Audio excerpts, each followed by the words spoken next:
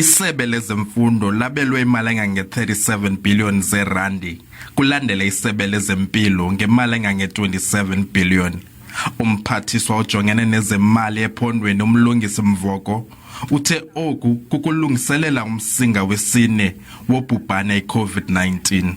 This increase is due to additional allocations of 1,991 million to implement the 2021-22 wage agreement of the Public Service Coordinating Bargaining Council and 898.091 million for the Presidential Youth Empowerment Initiative.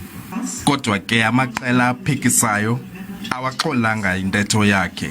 This is a bitter pill to swallow as we are taking away financial resources from the very department responsible for economic growth and job creation in the province. If ukhumbula kakuhle ngoku besisuka kule mid-term budget, there was no problem of COVID, but you will find ukuthi department is underspendile. So there is no clear plan oba bazoluguqula njani uqoqosho lwaseMpuma Koloni. Umvoko kwabhengeze ukusekwa kwequmrhu nelibizwa i-Development Fund nalapho lijonge ukuxhasa amashishini asakhasayo. Abongile Yankees kwiindaba ze-SABC eBhisho.